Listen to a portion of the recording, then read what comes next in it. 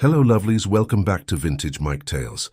This is a story born of emotion, passion and devotion, a tale that celebrates love in its truest form. Every word in this story was written to capture the heartbeat of two souls who refused to surrender, who proved that real love is not perfect but it endures. Thank you for being here, for choosing to experience their journey with me. Sit back, relax, and let your heart beat with theirs. The ocean shimmered like a living jewel beneath the golden Miami sun, waves rolling gently toward the private stretch of sand below. Daniel Washington's penthouse balcony. From this height, the horizon felt infinite, much like the life Daniel had built for himself. Wealth, reputation, success, he had all of it. And yet, every evening when the city's skyline turned amber and the world quieted, loneliness pressed against him like an uninvited shadow. Daniel poured himself a glass of bourbon and leaned against the glass railing. 37 years old, impeccably dressed, his tailored shirt unbuttoned, just enough to reveal the faint line of muscle across his chest. His phone buzzed. His assistant, Lindsay, reminded him about the afternoon meeting, a property consultation with an interested buyer. He sighed. Another business meeting. Another polite smile. Another deal that'll make no difference to how empty this place feels. Downstairs, the elevator doors opened with a soft chime. A woman stepped out, and for a moment time itself seemed to pause. Nancy Robert, tall, elegant, and effortlessly confident. Her skin glowed in the warm lobby light, her fitted navy suit complementing the natural curve of her frame. Her dark curls were pulled back into a neat bun, though a few playful strands framed her face, a face that could silence any room. She approached the front desk with her usual poise. "I'm here to see Mr. Washington. Nancy Robert from Crestview Legal Partners." Her voice, calm, rich, and clear, made even the receptionist smile wider than usual. When Daniel came down to meet her, their eyes met for the first time. Something electric moved in the space between them. Something unspoken but undeniable. "Ms. Robert," Daniel said, extending his hand. His tone was warm, steady, but there was something curious in his gaze, as though she had just disturbed the calm waters of his world. "Mr. Washington," she replied, shaking his hand. "Thank you for seeing me on such short notice." Her handshake was firm. Her perfume, soft and floral, lingered in the air, subtle but intoxicating. "I should be thanking you," Daniel said with a small smile. "Not every day a lawyer this sharp takes time off court to talk real estate." Nancy's lips curved slightly. "I do my research before I buy anything, Mr. Washington, especially when it's one of your properties. I hear you're known for perfection." He chuckled, gesturing for her to follow him toward the elevator. "And I hear lawyers are known for not believing rumors." "Only the ones that aren't true," she replied, eyes glinting with playfulness. Inside the elevator, silence wrapped around them, but it wasn't uncomfortable. Their reflections stood side by side in the mirrored walls, his tall, commanding presence and her graceful, self-assured poise. When the doors opened onto the 34th floor, the smell of sea salt drifted in. "This is the property," Daniel said, leading her to the balcony. The view took her breath away. "Wow," she whispered. "It's beautiful." Daniel watched her face as she took it all in, the wind brushing her hair, the way her eyes softened when she looked at the ocean. "Miami looks better when you're in the picture," he said before he could stop himself. Nancy turned to him, a faint blush coloring her cheeks. "Is that how you sell your properties, Mr. Washington?" He smiled, slightly embarrassed. "No, that was unplanned." They both laughed, and the sound was easy, warm, like they'd known each other far longer than 10 minutes. For the next hour they talked about more than the apartment, about their work, about Miami's chaotic charm, about life. Daniel found himself intrigued by her, not just her intelligence, but the sincerity that lived behind every word she spoke. When the meeting ended, Nancy shook his hand again, slower this time. "You'll hear from me soon," she said. "I hope that means you're considering the offer," he replied. Her eyes held his for a long, quiet moment. "I'm considering more than that." That night, Daniel couldn't sleep. Every time he closed his eyes, he saw her. The way she'd smiled when the wind played with her hair, the soft confidence in her voice. He had met many women, but none who made him feel seen. He typed a message and hesitated before hitting send. "I don't usually mix business with pleasure, but today didn't feel like business at all." "Dinner sometime?" He stared at the screen, half expecting no reply.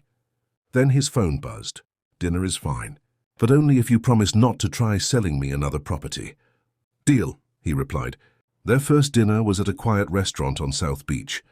Dim lights, waves whispering beyond the open terrace, a soft jazz tune playing in the background. Daniel arrived early, nervous, something rare for him. When Nancy walked in, his world seemed to still again. She wore a simple white dress, nothing extravagant, but the way she carried herself made her glow. "You clean up well, Mr. Washington," she teased as she took her seat.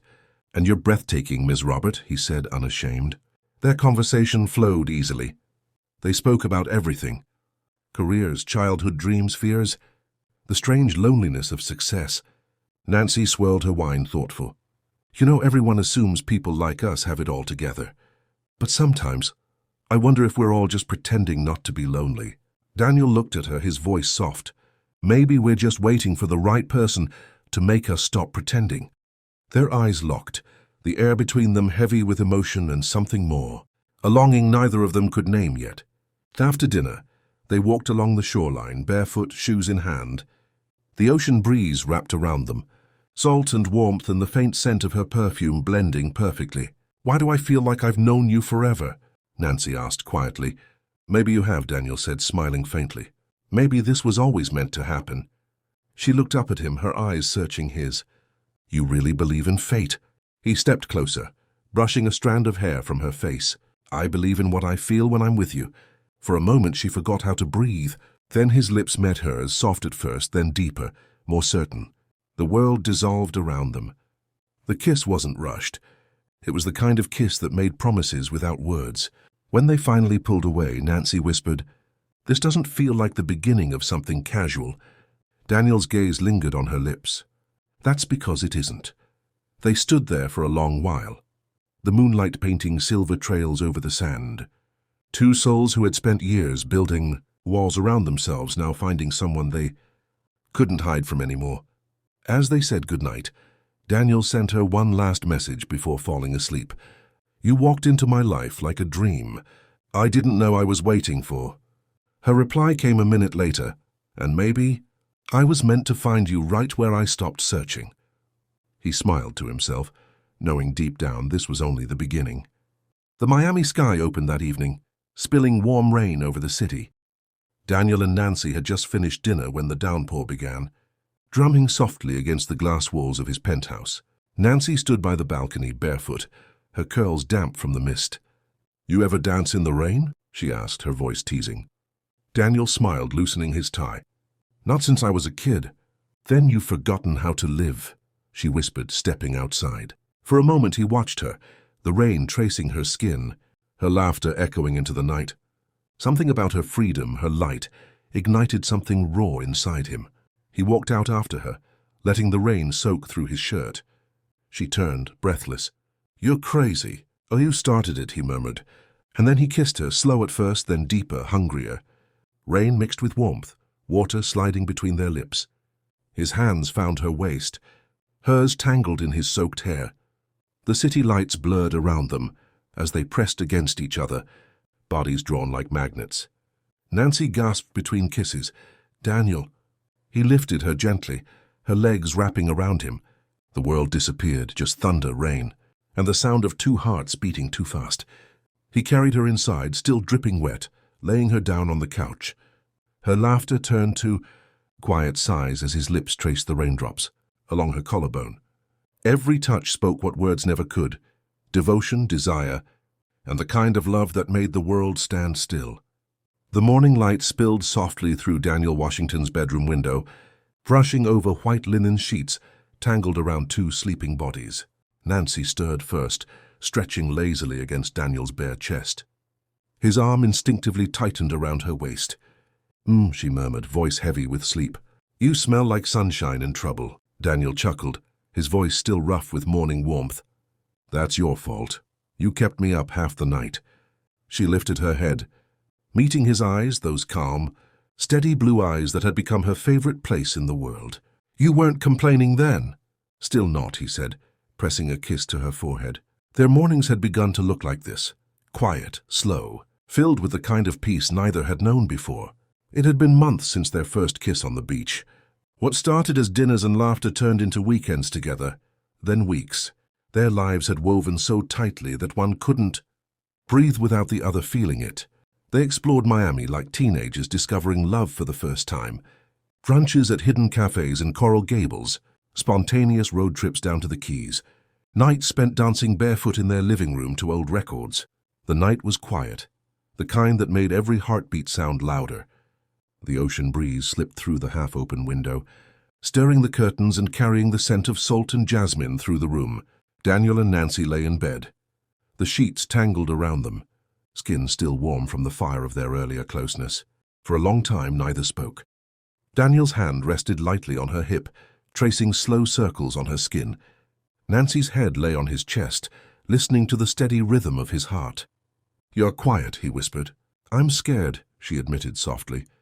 He turned to her, brushing his fingers along her jaw. "Of what?" She hesitated, then said, "Of needing you this much. I've built my whole life on being strong, being in control. But with you, I don't know how to be anything except in love."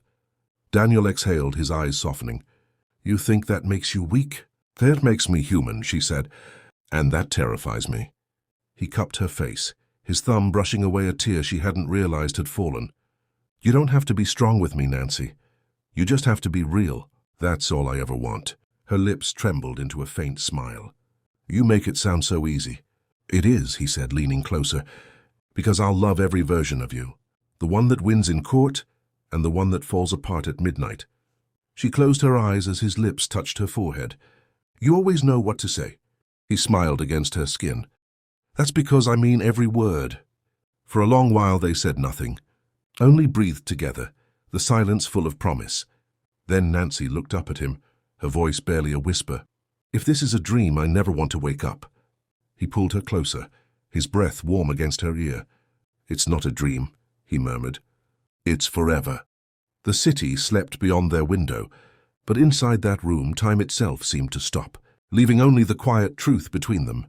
Two souls stripped bare, wrapped not just in desire but in devotion. At her law firm, Nancy's friends teased her relentlessly. "Girl," her colleague Tracy said one afternoon, "if I didn't know better, I'd say you're living in a movie." "Your man's got half the office jealous." Nancy laughed, shaking her head. "He's not perfect, but he's perfect for me." Another colleague, Ben, smirked. "Just make sure you still let him win an argument or two at home, counselor. You can't be beating him in court and in the kitchen." Nancy rolled her eyes but smiled. "Trust me, Marcus. I don't win at home. I surrender willingly." Her words were light, but her heart meant everyone. Daniel wasn't just her lover. He was her home, her calm in the chaos. Rain whispered against the windows that night. Nancy stood by the glass, one of Daniel's shirts draped over her hair loose and damp from the shower. Daniel watched her from the bed. The curve of her silhouette against the lightning's glow, the way she looked both fierce and fragile at once. He rose, walked to her quietly, and slipped his arms around her waist. She leaned back into him without a word, her fingers lacing through his. "Stay like this," she whispered. "Always," he murmured, kissing the hollow of her neck. Her breath caught, soft and trembling. When she turned to face him, he saw it. The kind of love that wasn't loud but absolute. The kind that demanded nothing but everything. Daniel brushed a strand of hair from her face and said, "I didn't know I was waiting for you, until you walked in and made the world make sense." Nancy smiled faintly, eyes glistening. "Then don't ever let go." He kissed her. Slow, deliberate, reverent, the kind of kiss that asked a question and gave an answer all at once. When they finally broke apart, Daniel knew this wasn't infatuation. This was forever. It was a Sunday evening, when Daniel finally decided he couldn't wait any longer. He took Nancy to their favorite spot, a quiet dock overlooking Biscayne Bay. The sky was streaked with gold and pink, the city's lights beginning to twinkle in the distance. They stood side by side, the breeze tangling in her curls. "Nancy," he said quietly, his voice trembling ever so slightly, "I've been waiting my whole life to find the kind of peace I feel when I'm with you." She turned, confused but smiling. "Daniel." He took her hands, eyes locked on hers. "I used to think love was something that happened to other people. Then you walked into my life and made me believe in forever." From his jacket pocket, He pulled out a small velvet box. Inside was a diamond ring that shimmered with the same brilliance as her eyes. Nancy gasped, her hands covering her mouth. "Marry me," Daniel said. "Be my peace, my storm, my everything." Tears welled in her eyes. "Yes," she whispered, her voice breaking. "Yes, Daniel, yes." He slipped the ring onto her finger, kissed her trembling lips, and the world seemed to hold its breath. The city lights blurred behind them as they stood wrapped in each other, their laughter echoing into the night. The ceremony was intimate, elegant, and breathtaking, a private garden in Coral Gables, surrounded by magnolias and soft candlelight. Daniel in a sleek black tuxedo, Nancy in a satin gown that floated around her like a whisper. When she walked down the aisle, Daniel's throat tightened. He'd seen beauty before, but nothing compared to the sight of her, radiant, tearful, smiling just for him. As she reached him, he whispered, "You look like forever." Her voice trembled with emotion. "And you look like home." The vows they exchanged left no dry eyes among their guests. Daniel said, "I promise to love you not just when life is easy, but when it's hard, to stand beside you even when we don't understand each other. You are my heart's reason, Nancy, and I will spend every day proving that I deserve yours." Nancy's voice quivered as she replied, "I promise to love you through storms and calm seas alike, to believe in us when the world gives me reasons not to. You are my truth, Daniel, and I am yours now and forever." When the officiant declared them husband and wife, Daniel kissed her like the world had disappeared, slow, reverent, and eternal. Months passed, then a year. They built their home together, a beautiful house near Coconut Grove overlooking the water. Mornings filled with laughter, evenings wrapped in candlelight and whispers. Their love was passionate, playful, unbreakable.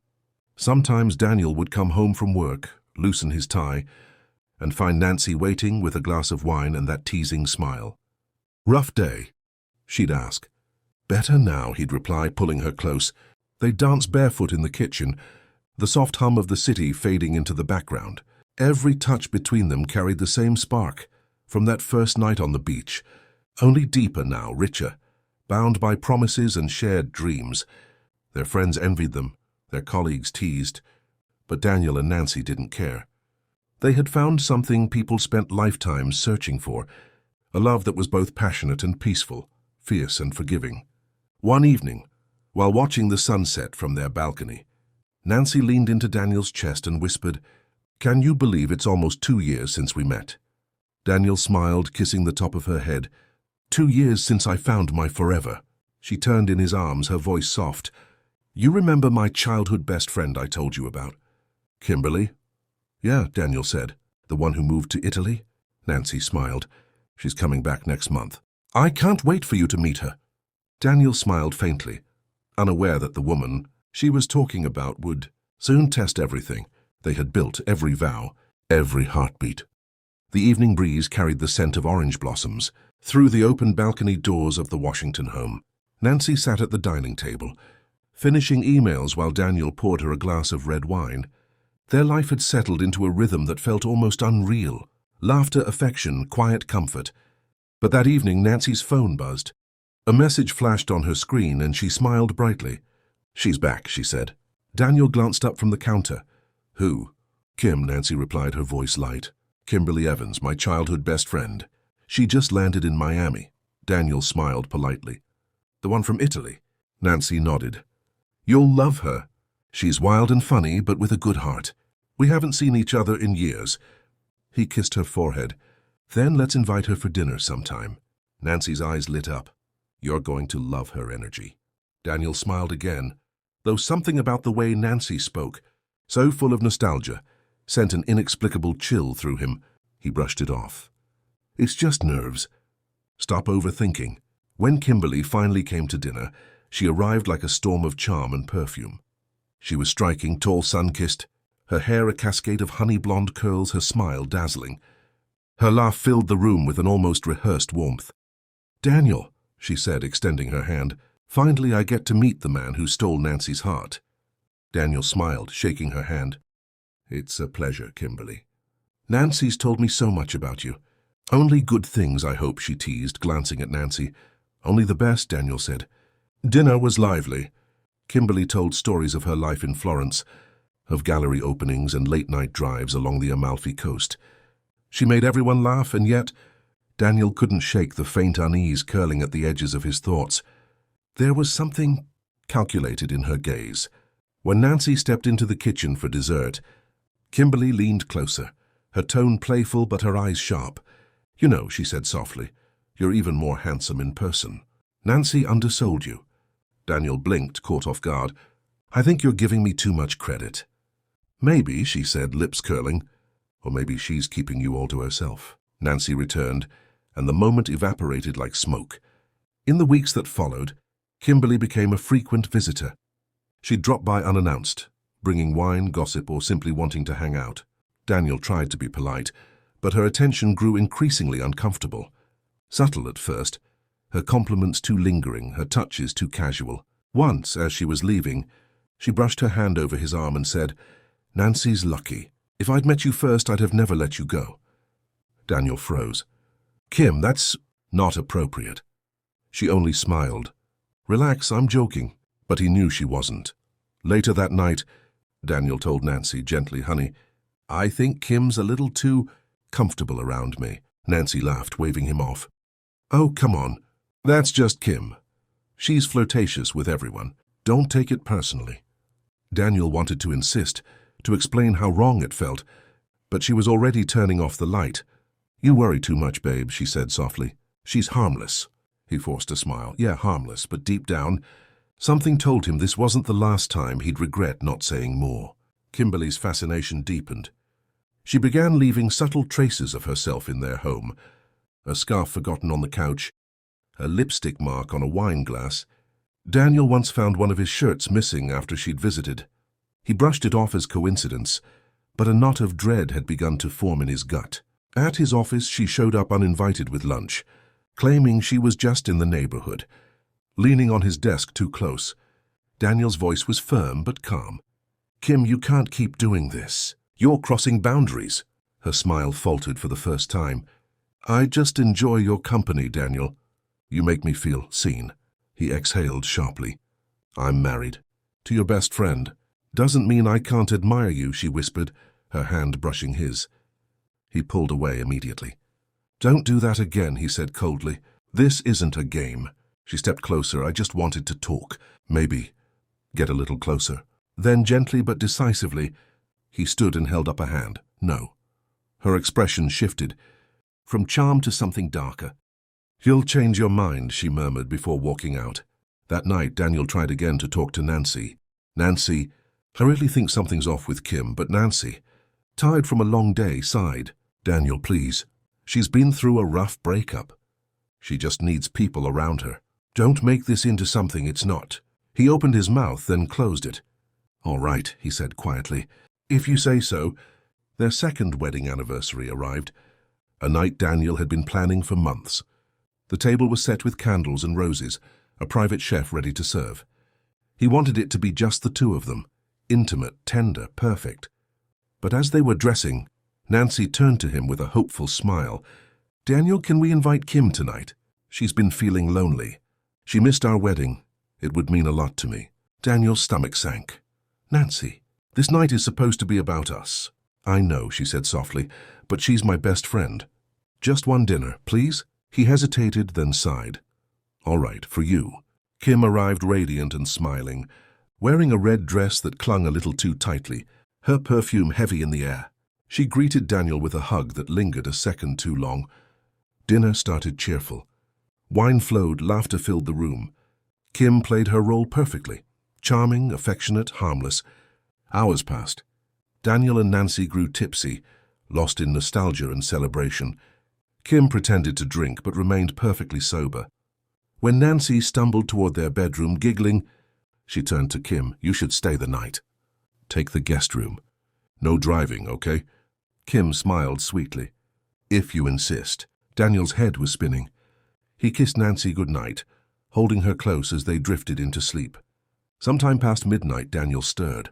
The room was dark, his body heavy with wine and exhaustion. He felt warmth beside him, soft skin, familiar scent, and instinctively reached out. A whisper, a touch, a breath, and then nothing but sensation. He thought it was Nancy, half dreaming, half awake, lost in the haze of passion and confusion. By morning, sunlight streamed through the curtains. Daniel blinked awake, his mind foggy. Nancy lay beside him, still asleep. He frowned, confused. "Babe," he said softly, "did we—" "Last night?" She groaned sleepily. "No, we passed out after too much wine." "Why?" Daniel froze. His chest tightened, panic blooming in his throat. "No reason," he lied. "Just felt strange." But deep down he knew something was wrong. Something had happened. When he went downstairs, the guest room was empty. Kim was gone. Days later, Kim showed up at his office again. Calm, composed, a faint smile playing on her lips. "We need to talk," she said softly, closing the door behind her. Daniel's voice was sharp. "There's nothing to talk about." "Oh, I think there is," she whispered.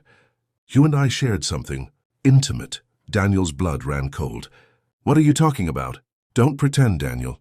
That night, your anniversary, you touched me like you meant it." He stepped back, horrified. "No, that's impossible." "I thought that it was Nancy," she finished, her smile widening. "I know you were drunk." "I wasn't." He felt sick. You took advantage of me." Kim's voice dropped to a chilling whisper. "I gave you what you wanted. You just don't have the courage to admit it." Daniel's fists clenched. "You've destroyed everything." "Or maybe," she said coldly, "I've finally gotten what I deserve." He turned away, trembling. "Leave, and never come near us again." That night, Daniel sat across from Nancy at dinner, unable to speak. The weight of his guilt crushed him. He couldn't keep it anymore. "Nancy," he said finally, voice breaking, "something happened that night." Nancy frowned. "What about her?" "She came into our room. I thought it was you." Her fork clattered against the plate. Silence filled the air. "What are you saying?" she whispered, eyes wide with disbelief. "I swear I didn't know. I'd never—" She pushed back from the table, tears welling in her eyes. "Daniel, stop. Please stop. How could you?" "She's my best friend." "I didn't betray you," he said desperately. "I was deceived." Nancy stood, trembling. "You still let it happen." Daniel reached for her hand. "Nancy, please. I love you. I swear to you I'd never—" "Don't," she said sharply, her voice breaking. "Just don't." She walked away, leaving him standing in the quiet ache of their once perfect home. That night Daniel sat alone on the balcony, staring at the ocean. He whispered to the wind, "I love you, Nancy, I always will, even if it breaks me." And somewhere in the darkness, the faint echo of her voice still lived in his heart, the promise they once made under the same moonlight. No matter what happens, we'll find our way back to each other.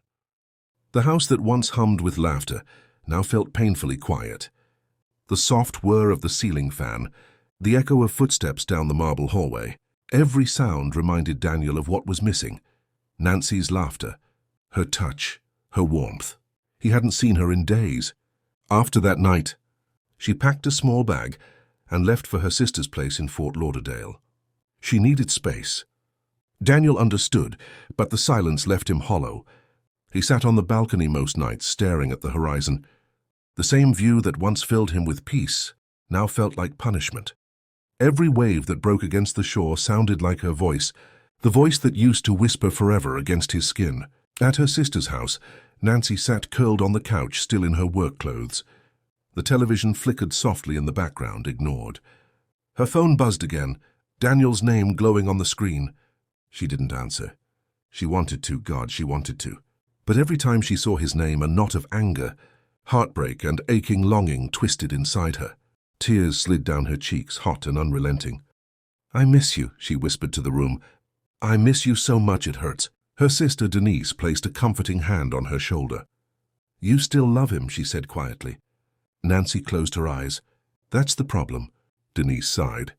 "Love doesn't vanish because it's hurt. It fights, it waits." Nancy whispered. "He was supposed to be my safe place. And now I can't even close my eyes without seeing that night." Denise said nothing. She just squeezed Nancy's hand, because some wounds could only heal in silence. Daniel refused to let their love die without a fight. Every morning he sent her a message. Sometimes it was just, "I miss you.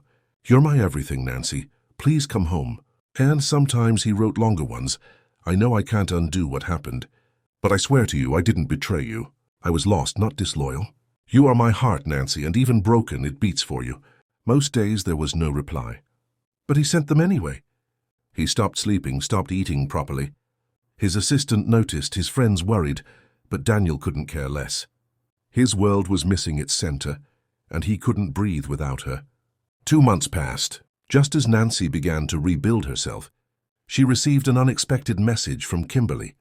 "We need to talk. Please don't hate me. I'm pregnant." Nancy stared at the screen in disbelief, her vision blurring. Her hands trembled. She wanted to scream, cry, break something. She called Daniel immediately. He answered on the first ring. "Nancy, is it true?" she demanded. Her voice was shaking, but her tone was sharp enough to wound. There was silence on the other end. Then quietly she told me this morning. Nancy let out a bitter laugh. "Of course she did." "Nancy," he pleaded, "I swear to you I haven't seen her since that night. I don't even know if—" "Don't," she interrupted, her voice cracking. "Don't make excuses." "I'm not," he said softly. "But if she's pregnant, it's her choice. It's her consequence. I will not let it destroy us." "Us?" Nancy's laugh was hollow. "There is no us, Daniel." He went quiet for a long moment. Then, in a voice that trembled but didn't break, he said, "There will always be an us.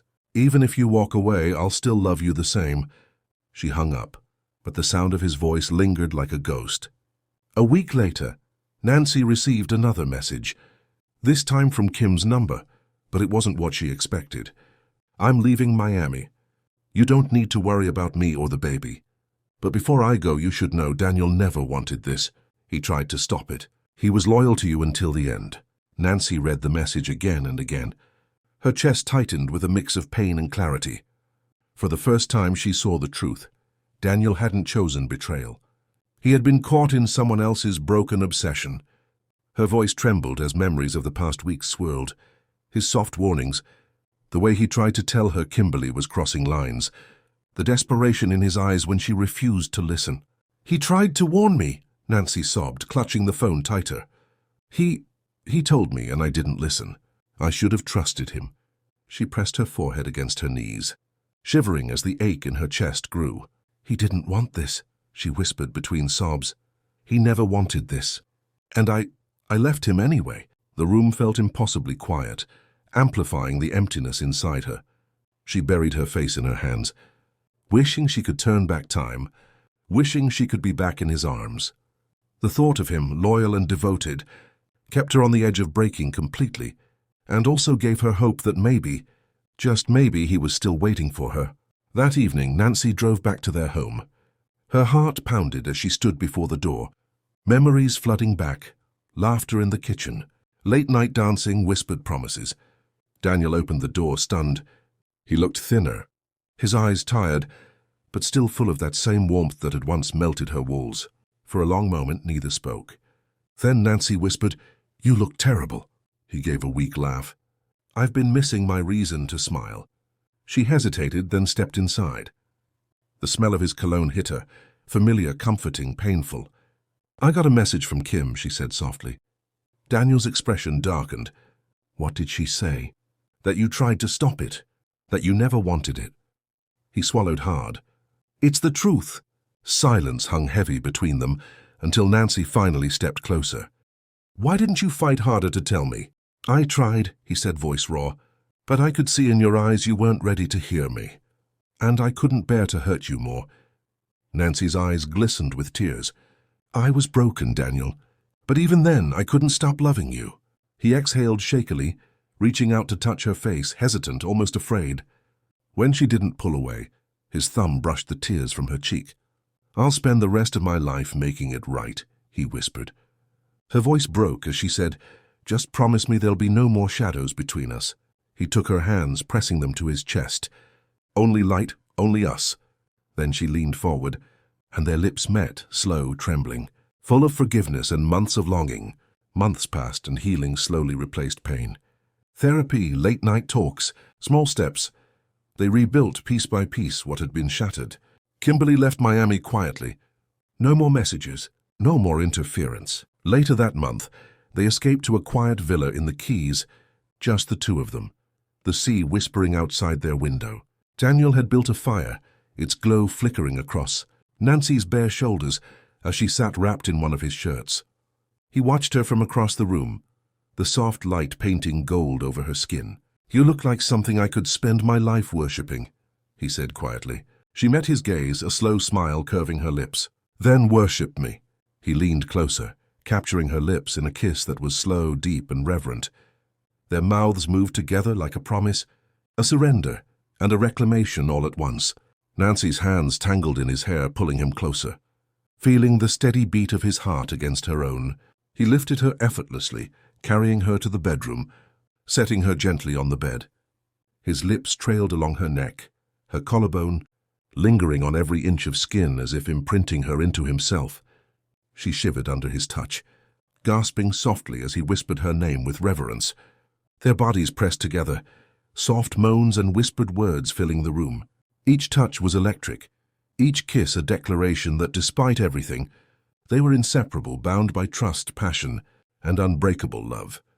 When they finally paused, wrapped around each other, foreheads touching, breaths mingling, Daniel murmured, "I'm yours, Nancy, always." She closed her eyes, heart full, and whispered back, "And I'm yours, forever." The world outside disappeared, leaving only the warmth, the love, and the unspoken vow that nothing could ever come between them again. 2 years later, the hospital room glowed softly in the morning light. Nancy lay in bed, cradling 2 tiny newborns in her arms, a boy and a girl. Daniel sat beside her, tears glistening in his eyes as he stroked their daughter's tiny hand. "They're perfect," Nancy whispered. He smiled, kissing her forehead. "Just like their mother." Nancy looked at him, emotion swelling in her chest. "We made it, didn't we?" Daniel's voice broke as he whispered, "We did. Because love doesn't break, it bends, it bleeds, but it never stops fighting." She leaned into him, tears of joy streaming down her face. "You're my forever, Daniel." He kissed her softly, whispering, "And you're my home." Outside, the Miami sun rose over the water, casting golden light into the room, the same light that had witnessed their first kiss, their first heartbreak, and now their new beginning. Love isn't perfect. It stumbles, it hurts, it heals, but when it's true, it conquers everything.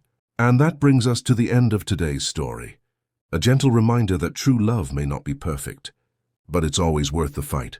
If this story touched your heart, don't forget to like, share, and subscribe for more heartfelt stories here on Vintage Mike Tales.